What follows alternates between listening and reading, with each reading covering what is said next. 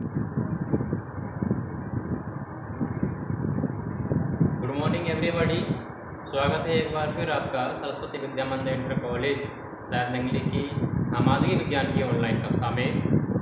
सामाजिक विज्ञान के कक्षा 9 में हम पढ़ रहे हैं जलवायु, यानी हमने पिछली कुछ क्लासों में कुछ वीडियो में जलवायु वाले चैप्टर को अभी कवर कर लिया है। उसमें कुछ हमने क्वेश्चन भी करा दिए थे। तो उससे आगे का हमारा आज का टॉपिक रहेगा संसाधन के रूप में लोग। ये हमारा अगला चैप्टर है, संसाधन के रूप में लोग यानी जनता, जो हमारी जनसंख्या है उसकी हम बात करें। तो सबसे पहले हम बात करते हैं संसाधन की। भाई उसके बाद आप पूरे इस टॉपिक को समझ पाएंगे, पूरे तथ्य को समझ पाएंगे कि संसाधन के रूप में लोग किस प्रकार से।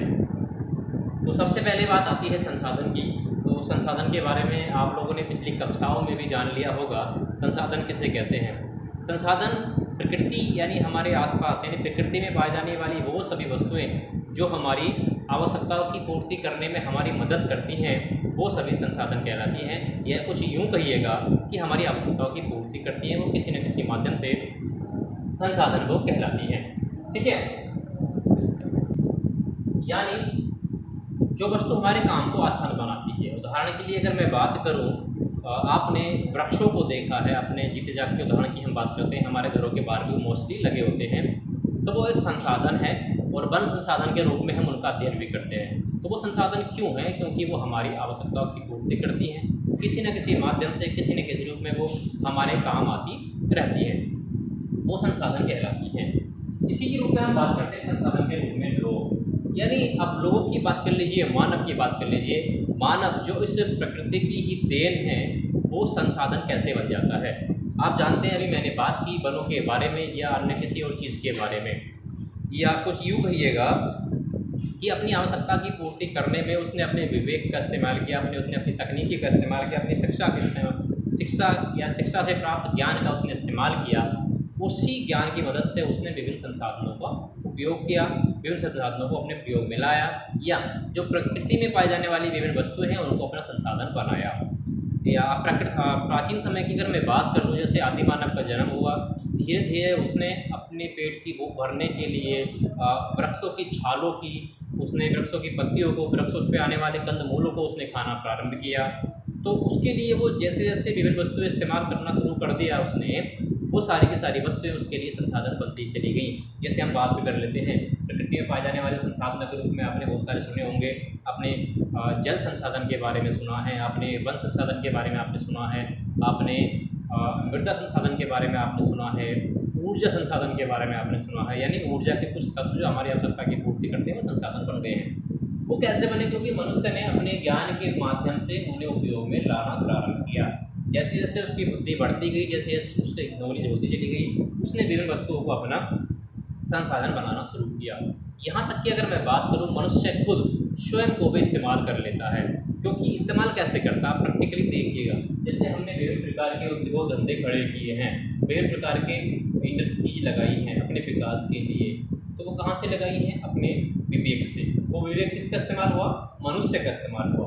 इसलिए मनुष्य खुद अपने ही काम आ रहा है, यानी अपने आवश्यकता की पूर्ति के लिए अपने विभिन्न ज्ञान के स्रोतों को इस्तेमाल करते हुए, तकनीकी को इस्तेमाल करते हुए, स्वास्थ्य संबंधी अपनी शारीरिक क्षमता को इस्तेमाल करते हुए उसने विभिन्न संसाधनों को इस्तेमाल किया, अपनी आवश्यकता की पूर्ति की। तो मनुष्य क्या बन गया?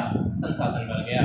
तो इस चैप्टर में संसाधन के रूप में लोग हम यही जानेंगे कि किसी भी देश में जो जनसंख्या यानी लोग यानी मानव जाति किसी भी देश में जनसंख्या के रूप में होती है, तो वो जनसंख्या उस देश के लिए संसाधन के रूप में कार्य करती है।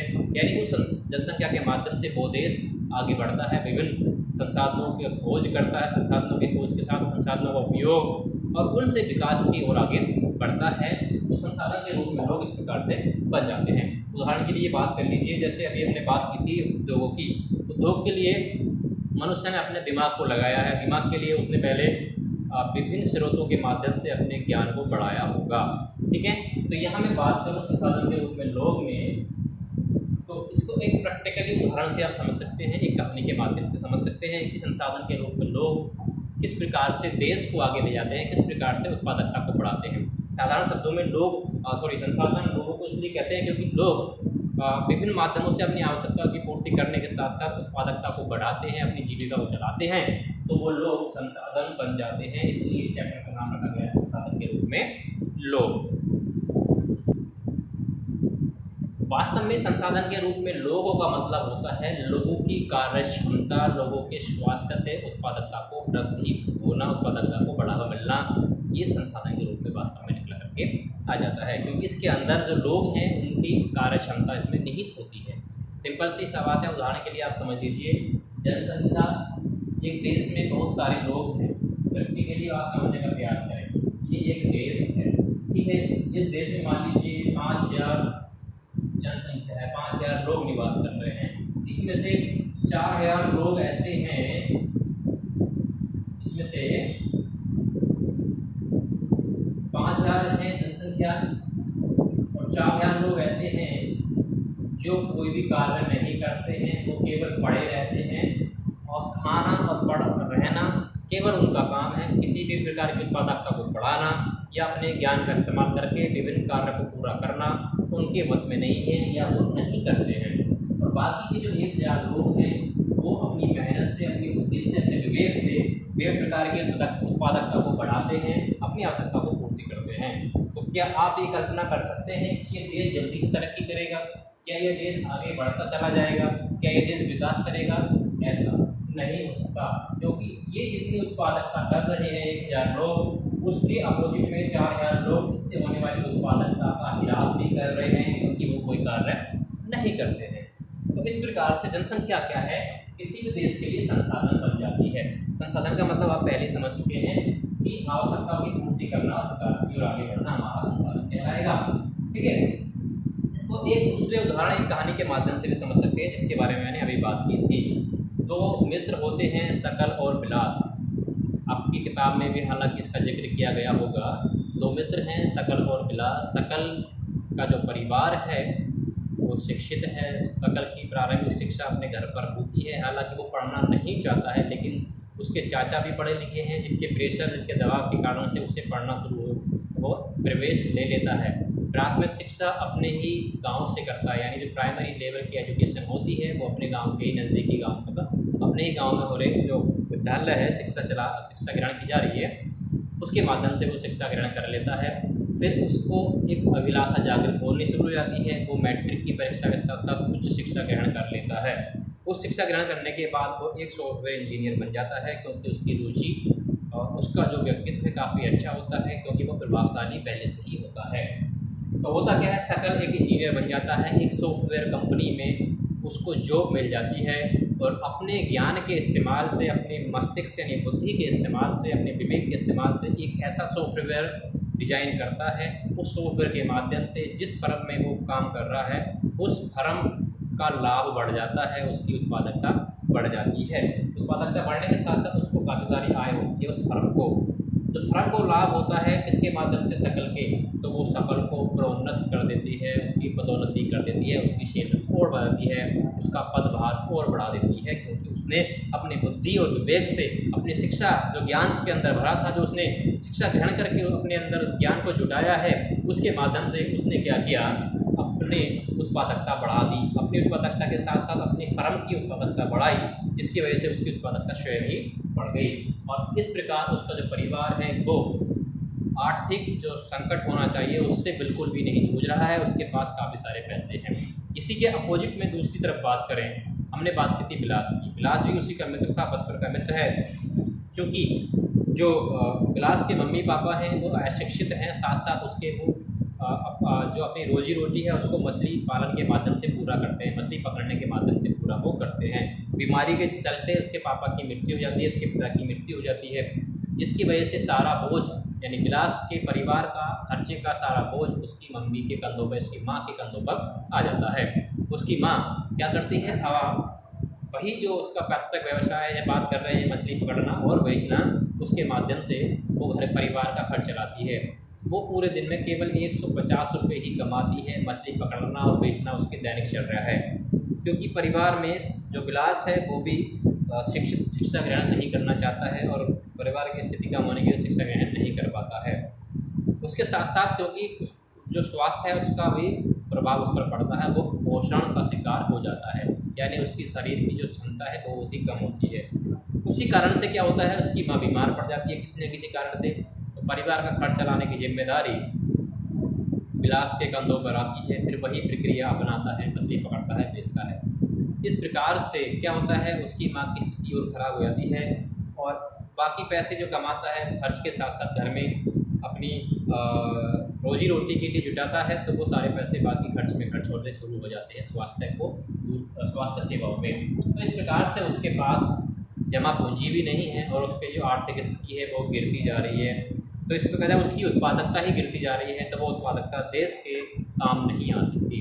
तो इस प्रकार से हम बात कर सकते हैं इस कहानी, दोनों कहानियों में आपने ये देखा कि एक तरफ उत्पादकता बढ़ी है ज्ञान और शिक्षा और स्वास्थ्य के माध्यम से, एक तरफ उत्पादकता गिरी है ज्ञान की कमी, स्वास्थ्य सेवाओं की कमी के माध्यम से। तो जो मैंने अभी उदाहरण दिया था कि जो लोग पढ़े रहते हैं, स्वास्थ्य नहीं होते, कुपोषण का शिकार होते हैं या अपने ज्ञान का इस्तेमाल नहीं कर पाते, तो वो उत्पादकता को नहीं बढ़ा पाते हैं। तो इस प्रकार हमने देखा कि जो हमारे संसाधन के रूप में जो लोग की हम बात कर रहे हैं, लोग होना ही जरूरी नहीं है, लोगों के अंदर कार्यशीलता, कार्यक्षमता होना बहुत जरूरी होता है। यानी जो संसाधन के रूप में लोग होते हैं तो उन लोगों के लिए कार्यक्षमता होना बहुत जरूरी होता है। और कार्यक्षमता को बढ़ाने के लिए दो तत्व प्रमुखता से कार्य करते हैं। पहला होता है हमारा शिक्षा, दूसरा होता है स्वास्थ्य। अगर जनसंख्या कार्यशील है लेकिन वो कुपोषण का शिकार है या विभिन्न माध्यमों से वो स्वस्थ है यानी स्वस्थ नहीं है, तो भी हमारी कार्यक्षमता घटती है, कार्यक्षमता भी हमारी प्रभावित होगी और कार्यक्षमता के साथ साथ हमारी होगी उत्पादकता भी प्रभावित होती है।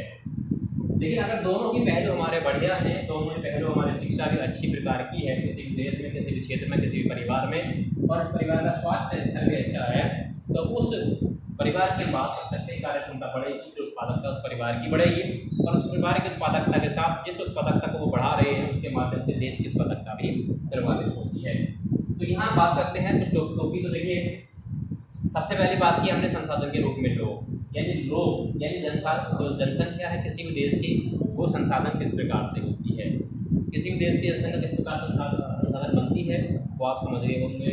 अब हम बात कर रहे हैं क्योंकि जनसंख्या का होना ही किसी देश की कार्यक्षमता को नहीं बढ़ाता या संसाधन नहीं कहलाता, क्योंकि इसमें विभिन्न और भी तत्व शामिल होते हैं जिसको कहते हैं कार्यशील क्षमता। किसी भी जनसंख्या की कार्यक्षमता होना बहुत ही जरूरी है संसाधन के रूप में इंगित कराने के लिए। कार्यक्षमता किस चीज़ों से बढ़ती है, शिक्षा से और स्वास्थ्य से।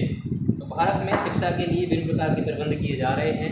बात करें तो शिक्षा के लिए विभिन्न प्रकार के NGO या विभिन्न प्रकार की शिक्षण संस्थाएं परिवर्तित हैं। आप देखते हैं कि भारत में प्राइमरी लेवल से शिक्षा का स्तर बढ़ाने का प्रयास किया जाता है। सरकारें विभिन्न प्रकार के प्राइमरी और जूनियर स्कूल चला करके और उच्चतर माध्यमिक स्कूल चला करके शिक्षा का स्तर बढ़ाने का प्रयास कर रही है। और शिक्षा का स्तर हालांकि भी कुछ कम रह जाता है, उसके लिए सरकार बहुत सारा निवेश भी करती है शिक्षा के स्तर को बढ़ाने के लिए।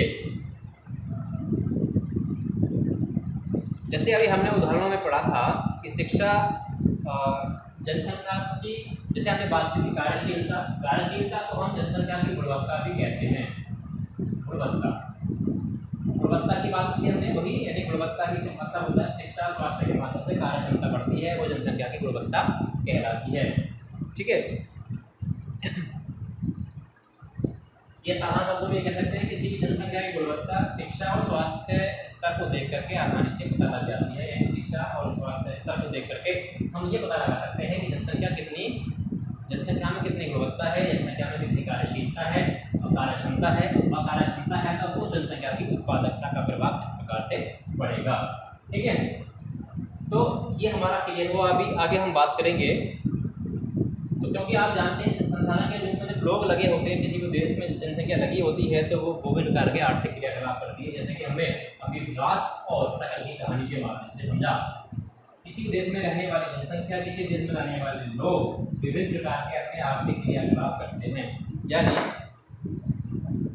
जनसंख्या के आर्थिक क्रियाकलाप का मतलब मतलब अर्थ संबंधी, पैसे कमाने संबंधी, धन संबंधी जितने भी क्रियाकलाप करते हैं जनसंख्या, वो जनसंख्या के आर्थिक क्रियाकलाप कहलाते हैं। साधारणतया इन क्रियाकलापों को 3 भागों में बांटा गया है। प्राथमिक, द्वितीय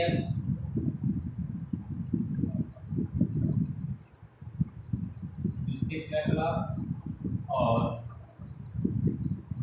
तृतीय क्रियाकलाप। ठीक है, अब आर्थिक क्रियाकलाप तो मैंने 3 बताते हो गए, प्राथमिक, द्वितीय और तृतीय। ठीक है, अब हम इनमें ये जानेंगे कि हम जितने भी अपने आसपास आर्थिक क्रियाकलाप करते हैं, हालांकि आपने देखा होगा आप जैसे घर से बाहर निकलते हैं तो कोई बस चला रहा है, कोई अपना एक दुकान खोल करके बैठा है, या किसी ने छोटा उद्योग लगा रखा है, या कोई खेती कर रहा है, या किसी खेत में कोई मजदूरी करने जा रहा है। यानी विभिन्न प्रकार के क्रियाकलाप आपने अपने आसपास के माहौल में, अपने आसपास के पर्यावरण में देखे होंगे, जो लोग अपने जीवनचर्या को चलाने के लिए करते हैं, जीवन यापन करने के लिए करते हैं, वो सभी के सभी हमारे आर्थिक क्रियाकलाप के अंतर्गत आ रहे हैं।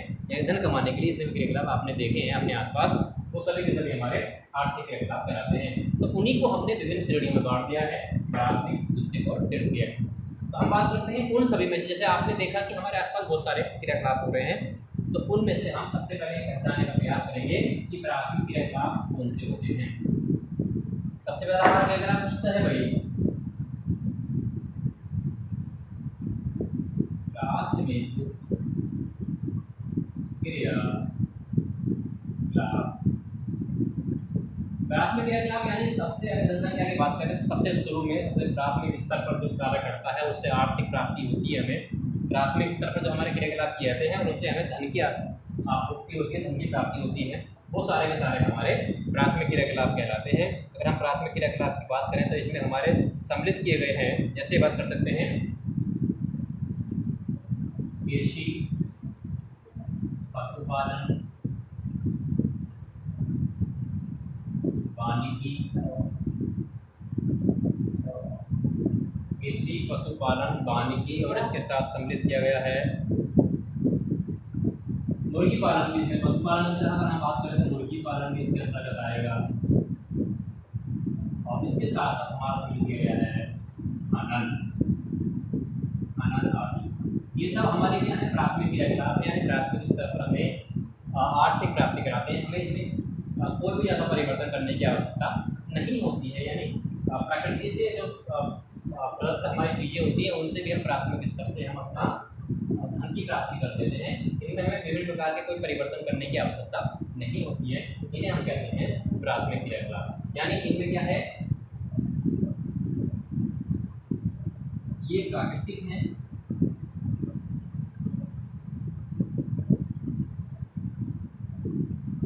और इनमें परिवर्तन की आवश्यकता नहीं होती है।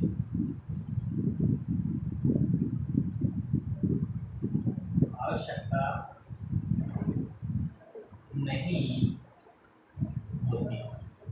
ठीक है, जैसे मान लिया हम कृषि कर रहे हैं, कृषि में हमने क्या गेहूं उगाया, गेहूं को हमने उत्पादित किया, तो क्या गेहूं को हमने रूप परिवर्तन करके कुछ और बनाकर बेचना है? हम डायरेक्टली गेहूं को बेच करके भी अपनी आर्थिक आवश्यकता की पूर्ति कर रहे हैं, तो इसलिए हम ये बात कर सकते हैं ये हमारा क्या है? प्राथमिक स्तर की बात की।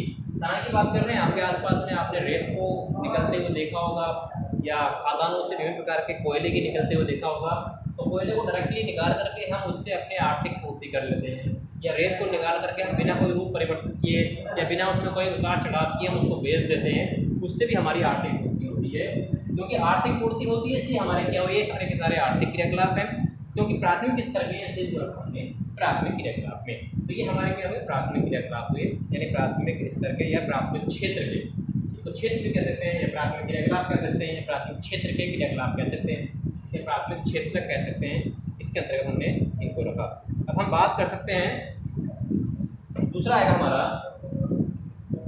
द्वितीय क्षेत्र। कौन सा आएगा भाई? द्वितीय क्षेत्र। द्वितीय क्रियाकलाप या क्रियाकलाप के क्षेत्र, यानी द्वितीय क्षेत्र की बात करेंगे, द्वितीय क्रियाकलाप के क्षेत्र की हम बात कर रहे हैं।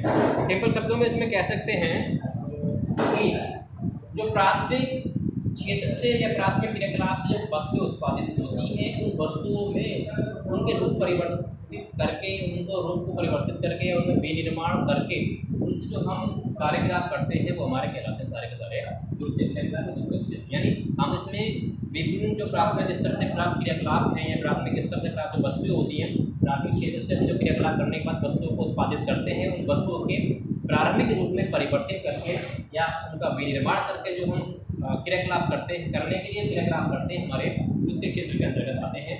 यानी जितने भी विनिर्माण उद्योग हमारे होते हैं,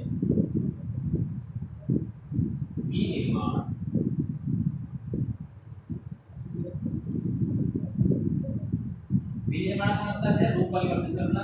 जितने भी निर्माण उद्योग है सब हमारे इसके अंतर्गत आते हैं, द्वितीय क्रियाकलाप के अंतर्गत सम्मिलित किए जाते हैं। ठीक है, तो मान लीजिए आपने बात की, हमने पनीर उद्योग की बात कर लीजिए, घी की बात कर लीजिए, या सूती उद्योग की बात कर लीजिए, ये सारे के सारे हमारे द्वितीय क्रियाकलाप है, क्योंकि इसमें हम प्राथमिक स्तर पर प्राप्त वस्तुओं का निर्माण कर रहे हैं, पुनर्निर्माण कर रहे हैं। अब हम बात करेंगे, हमने दो की बात की, जैसे द्वितीय वस्तु की बात की,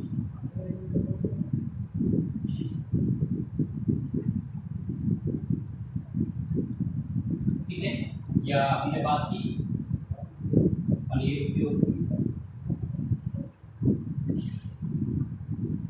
या हमने बात की घी, या हमने बात की चमड़ा,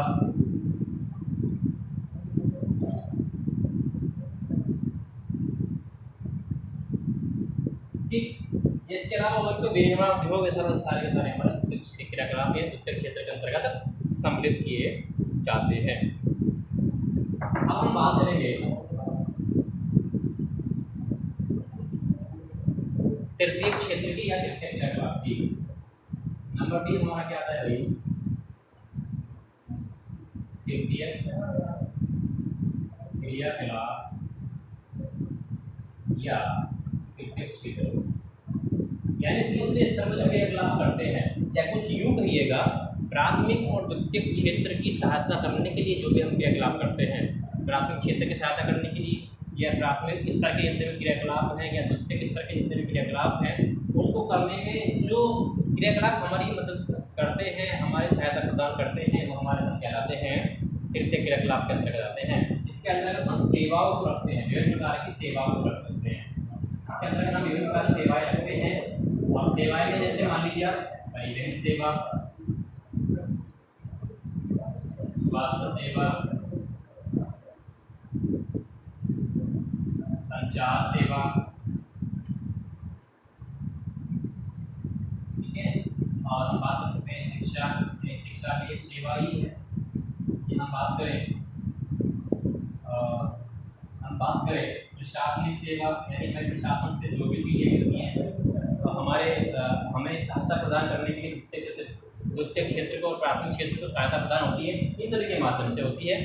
तो ये सारे के सारे हमारे क्रियाकलाप किसके अंतर्गत आते हैं? तृतीय क्रियाकलाप के अंतर्गत आते हैं, क्योंकि सारे के सारे ये सेवा प्रदान करते हैं प्राथमिक और द्वितीय क्षेत्र को, इसलिए इनको सेवा क्षेत्र भी कहा जाता है। तृतीय क्रियाकलाप को सेवा क्षेत्र भी कहा जाता है, क्योंकि ये सारे के सारे सेवा प्रदान करते हैं। परिवहन सेवा की बात कर लीजिए, विभिन्न प्रकार के, अब उदाहरण समझ लीजिए, मान लीजिए अगर प्राथमिक स्तर पे बात करें, हमें कृषि करनी है, तो कृषि करने के लिए उत्पादित वस्तुएं हैं, मान लीजिए गेहूं है, तो हम किस प्रकार से अपने घर लाएंगे, किस प्रकार से बाजार तक ले जाएंगे, व्यापारी तक पहुँचाएंगे, इसके माध्यम से परिवहन सेवा के बाद। ठीक है, बात कर सकते हैं हम कृषि में मजदूर कार्य करते हैं, कृषि में हम लोग कार्य करते हैं, लेकिन अगर हम स्वस्थ नहीं हैं तो क्या कृषि उत्पादित हो पाएगी? नहीं हो पाएगी। तो हमारी सेवा करने के लिए स्वास्थ्य सेवाएं हमारे पास है, डॉक्टर से हम जाकर के मेडिसिन लेंगे, डॉक्टर हमें मेडिसिन देंगे, हम ठीक हो जाएंगे और हम कृषि में विभिन्न प्रकार से कार्य कर सकें। इसी प्रकार से आप बात कर लीजिए, हमने उदाहरण दिया था सूती वस्त्र उद्योग का। सूती वस्त्र उद्योग के लिए कृषि से उत्पादित जो कच्चा माल होता है उसको लाने ले जाने के लिए परिवहन चाहिए। चलो परिवहन हो जाता है, उसमें श्रमिक कार्य कर रहे हैं, उनकी स्वास्थ्य चाहिए, स्वास्थ्य के लिए क्या चाहिए? हमें स्वास्थ्य संबंधी सेवाएं चाहिए। संचार सेवा बाजार के लिए, शिक्षा उसमें वर्कर्स जो एजुकेशन वाले लोग हैं, जो उसमें इंजीनियर्स लगेंगे, वो शिक्षित हों। प्रशासन उनकी सुरक्षा के लिए। यानी इस प्रकार से हम तृतीय क्रियाकलाप के माध्यम से प्राथमिक और द्वितीय क्षेत्र को सेवा प्रदान करते हैं, इसलिए तृतीय क्रियाकलाप या तृतीय क्षेत्र को हम सेवा क्षेत्र भी कहते हैं। ठीक है, तो संसाधन के रूप में लोग में अभी हमने इतने सारे टॉपिक यहाँ पर कवर किए आज, और संभव है आपको समझ में आ गई, और नहीं आए हैं तो कमेंट्स जरूर करें। और आज की वीडियो में यही तक हम टॉपिक कवर करते हैं, इसके बाद अगली वीडियो में यहाँ से आगे के हम टॉपिक कवर करने का प्रयास करेंगे। तो मिलते हैं अगली वीडियो में, तब तक के लिए धन्यवाद। इसके नोट्स बनाते रहें क्योंकि आपके काम आने वाली चीज़ें होंगी, और क्वेश्चन भी लिखते रहें, पॉइंट बना के लिख सकते हैं। ठीक है, धन्यवाद।